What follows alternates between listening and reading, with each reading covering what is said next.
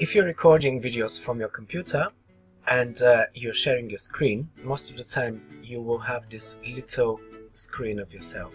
Now, if you're going to be talking about something a lot and you're not needing to show anything on the screen during that time, I would suggest that you make your camera slightly larger. And if you're using, most of the software that you'll be using has that option. And then when you need to share the screen and you need to point something on the screen, make your camera smaller and you can start, working with your screen. Also, don't forget to move the camera out of the way if it is in the way of certain graphics or information that you might want to be showing. Also important is that, let me make it larger now because I'm not really going to be sharing the screen so much. Remember that if you are sitting in front of the computer, a lot of the times you're on the same level as your computer, which means that your screen will probably be tilted sort of like that, because this way you can really see the screen clearly.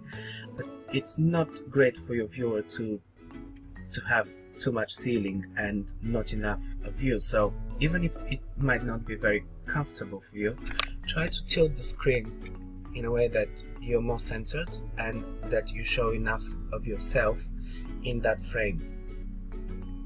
Even if the screen is a little bit too forward and might not be very comfortable for you, it is more important for the viewer to be comfortable than you, because you're delivering that message to your viewers, to your audience. You're delivering that message and you want them to be focusing on you during that period of time, whether it be 5, 10, 20 minutes. And it's better for the viewer to be comfortable than you. Also, don't look at yourself. Like right now, I'm looking at myself, but I'm further down on the screen, so my eyes are going down all the time.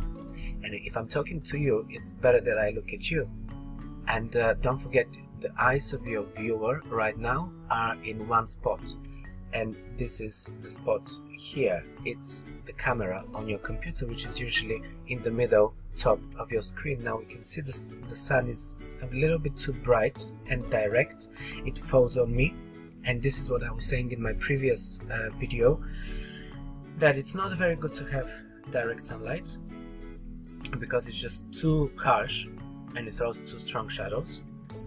And then the other tip I gave you was that you can use a bouncer to reflect a little bit of light on your other side of your face if you're gonna be next to a window. Like right now I'm next to a window, but it's on my side, it's not facing me.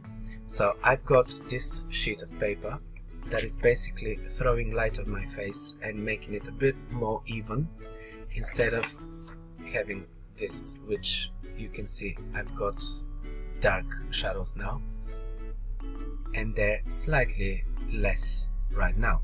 You can even see the sheet in my reflection here, but that doesn't bother me because it's not about that. Because with computer you don't really move too much, that's why it's important that you have it set in a way, or that you position yourself in a way that it's more pleasing.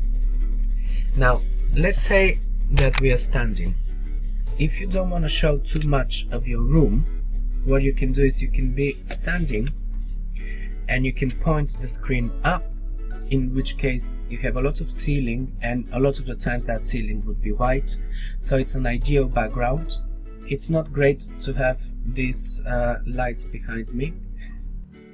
And the last tip I have for doing videos from your computer and from sharing your screen is that when you make your screen smaller and you're showing things on the screen and everything, don't forget that you're still being visible here in the corner, and people will be looking at you as you're talking, even though you might be showing stuff. So if it's something important, you might want to hover with the mouse a few times around, or even select it. But bear in mind that when you select something, it is not that easy to read it. So if you select it, only do it to kind of direct the attention to that spot on your screen, and then deselect so that people can actually read it properly. Now that's all for the moment in terms of tips on how to make better videos.